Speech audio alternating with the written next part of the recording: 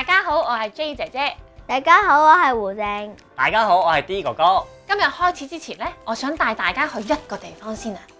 哇，去邊度啊？好似好好玩咁喎。我哋去到先開估啊！好啊，咁我哋出發啦！好嘢！呢度邊度嚟㗎？你哋估下？呢度有洗衣機、風扇同埋書櫃，仲有好多唔同嘅凳，仲有好多唔同嘅家具。哇！我發現咧呢幾間屋入邊咧都有部大牛龜電視喺度喎。我細個屋企都有啊，好多年冇見過啦。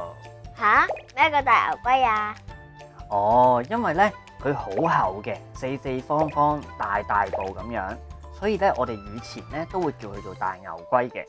依家咧你哋屋企啲電視咧咪好薄嘅，個 mon 咧又會做到好大咁樣。我見到咧有好多唔同類型嘅盆栽，我諗依家人應該好似我爸爸媽媽一樣咁中意植物嘅。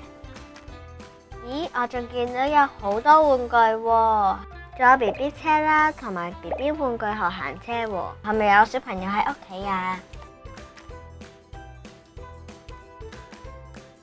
係喎，有啲屋企咧就好明顯咧係冇小朋友喎。係喎，除咗屋企嘅物件呢，仲有啲人喺間屋企入面喎。你哋有冇留意到呢個屋企嘅人又喺度做緊啲咩？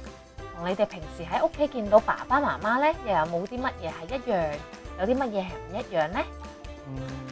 呢個人就拎住份報紙喺度睇新聞咯。咦，我媽咪喺屋企係用 iPad 睇新聞㗎喎，但係呢，我爺爺呢就好似佢咁樣睇報紙新聞㗎喎。我屋企人咧平時唔係對住個電話，就係對住部電腦噶。但係咧呢幾間屋入邊咧就好似冇見到電腦啊、電腦台嗰啲嘢咁。嗱，我哋望真啲，呢度呢有部電腦，不過係咪同你哋平時屋企用緊嗰一部好唔一樣呢？咁多間屋企，究竟呢度係俾邊個人住㗎？其實我哋而家身處喺藝術家陳少雄喺2002年創作嘅一件作品，叫做《家境》入面啊。其實呢一啲呢，都係20幾年前呢內地嘅一啲家庭嘅家居環境，所以生活嘅細節呢，同而家的而且確有少少唔同。行咗咁耐，你覺唔覺咧？呢度雖然好似係人哋屋企，但係望落去咧有啲奇怪咁喎。咦，係喎，咁多間屋企嘅門同埋櫃都係斜斜地嘅喎。係喎，俾你哋發現咗添。其實我哋而家身邊所有嘅景象呢，全部都係相片嚟㗎。今日我哋有4個任務嘅。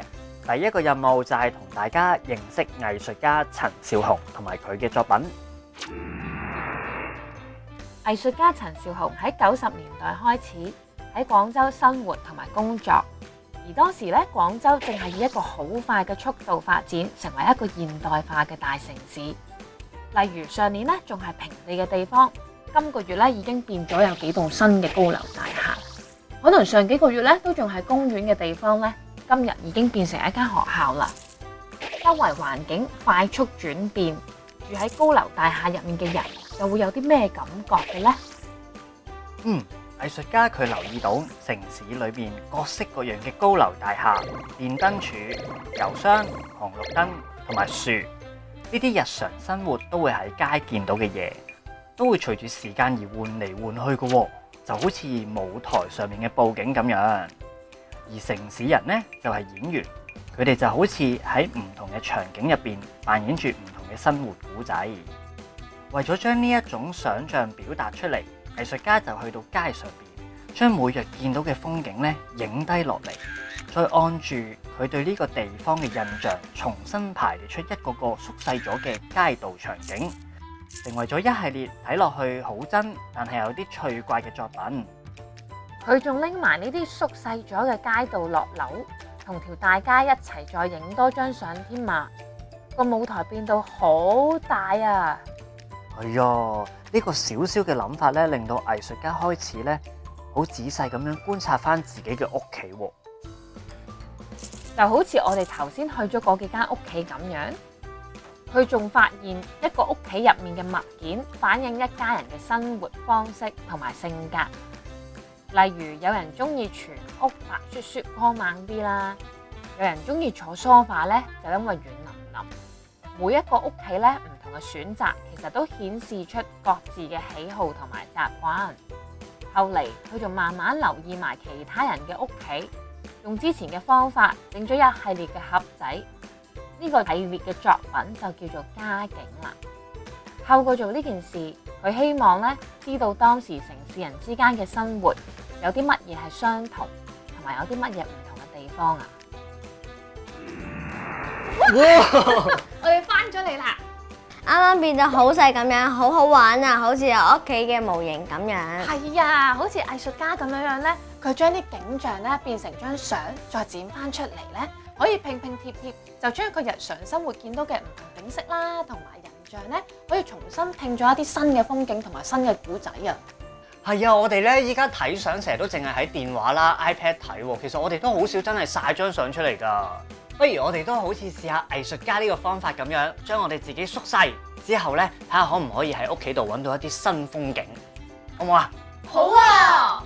任務2，我哋咧可以先幫自己同屋企人影張全身相，之後用打印機列印出嚟，咁樣就可以有一個縮細咗嘅自己啦。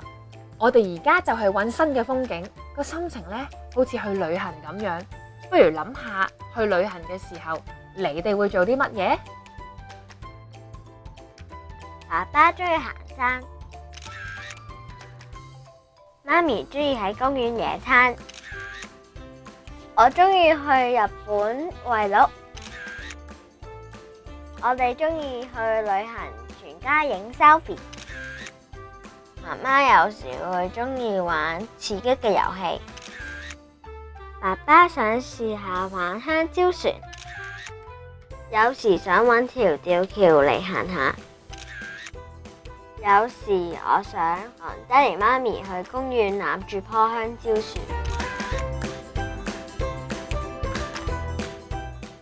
影完我哋就可以拎去編之後剪翻出嚟。你睇下呢張，呢張好似玩過山車咁樣啊，係咪啊？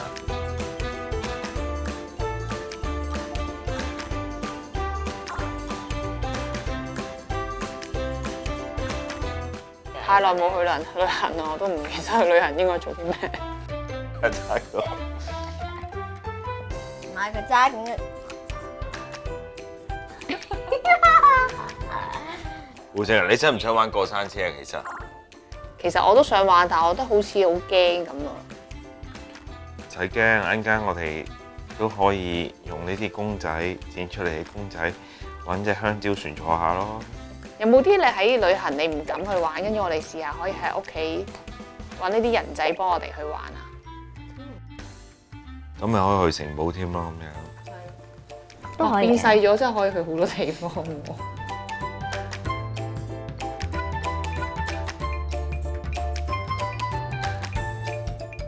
任務3，小胡靜一家已經準備就緒啦。到底佢哋會預見到啲乜嘢風景呢？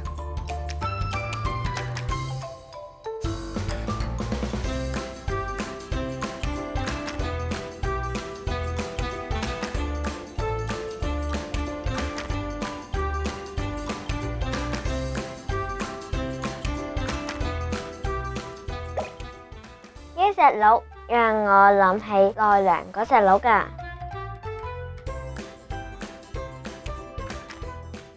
縮細咗嘅我哋好似企咗喺一個吊橋咁樣，但係其實我哋係企咗喺一個晾衫架上面。我哋一家人最中意就係去公園野餐啦。媽咪咧同爹哋咧就中意睇書，我就中意瞓覺。原來我哋屋企嘅吸塵機可以變成我哋嘅巨型瀡滑梯。我哋一縮細咗，企咗喺佢上面，就變成一個超級無敵軟綿綿可愛嘅大怪物啦！我冇諗過一個仙人掌可以變成我哋屋企嘅大樹，俾我哋攬住啊！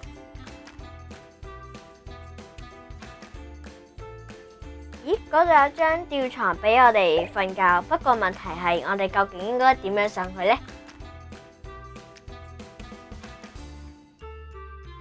爸爸咧就話佢有畏高症，唔敢喺咁高嘅地方跳落嚟，但係最後佢竟然同我講，我想跳笨豬跳。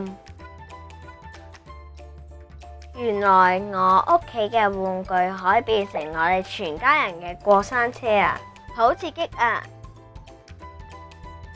我想訓練我隻貓變成一個好勁嘅跳火圈的小貓。爸爸咧成日都話佢自己行山係最勁，但係我哋一去到白雪雪嘅床單，我竟然係最快上到山嗰個，而媽媽就好懶惰咁慢慢行。爸爸行咗一半就已經索晒氣啦，睇下邊個仲係冠軍。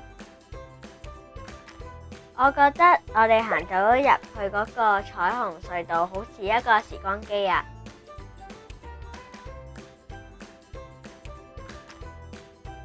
我以前唔敢玩嘅香蕉船，終於可以一齊克服到啦！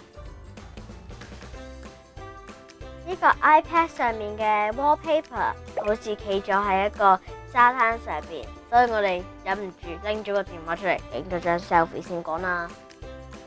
今次終於可以帶爹哋媽咪入去我整嘅 Lego Bakery 裏邊買中意食嘅嘢啦。我一直都唔敢玩呢個繩索，但係爹哋媽咪話想玩，所以我唯有就跟住爹哋媽咪去玩啦。咦，好似砌錯方向喎！去咗咁多地方，影咗咁多靚相，不如我哋就將呢啲相變成明信片，再同我哋嘅朋友分享我哋喺屋企旅行嘅經歷啊J 姐姐，今日我同爹哋媽咪一齊去屋企旅行，好開心啊！我哋一齊訓練17跳火圈，我哋去咗彩虹山窿啊，真係好開心！下次約埋一齊去。喂，會唔會暈㗎？唔會啊，唔會啊。哇，胡靜啊，我哋今日咧原來發現你屋企有好多好好玩嘅風景同地方喎。咁你今日去咗有冇邊一個地方你覺得最好玩㗎？就喺彩虹山窿啦，同埋一個貓咪跳火圈，仲有一個香蕉船。今日透過認識咗藝術家陳少雄呢一個創作方式之後呢，知道咗原來呢，只要將我哋平時一啲熟悉嘅嘢改變咗佢嘅大細啦，同埋呢，我哋透過一啲唔同嘅距離，好似遠啲近啲咁樣呢，就會有好多新發現噶。我真係冇諗過呢，一個咁大嘅人呢，可以縮到咁細啦，可以同 Lego 做朋友噶。係喎，同埋咧，我仲留意到咧，胡靜屋企有好多嘢咧，都同我屋企嘅咧有啲一樣嘅喎。例如話咧，我屋企又係好多盆栽啦，同埋我屋企有貓，仲有啊頭先你嗰張口罩吊床咧，我都好中意啊，因為我屋企都有好多口罩啊。希望透過今日呢一個活動咧，可以令到我哋咧了解屋企人嘅習慣更加多啦，同埋可以用一個咧唔同嘅方法、唔同嘅角度咧去認識屋企嘅事物喎。唔知你哋喺屋企咧，又會唔會用呢一個方法可以揾到一啲新景點呢？我都好想知道大家屋企有啲咩新風景發現到啊！期待見到你哋嘅作品，拜拜！拜拜！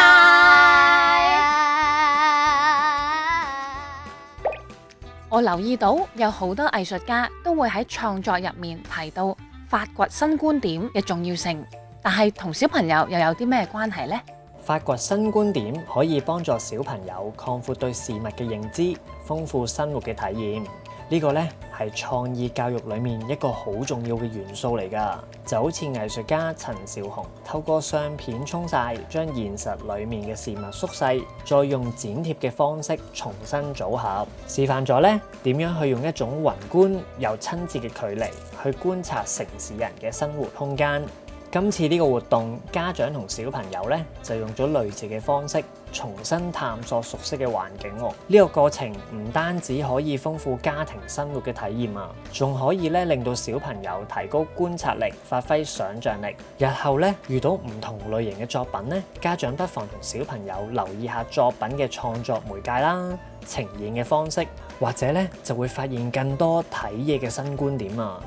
咁樣嘅話，去到博物館參觀就會變成一個親子共同成長嘅經歷啦。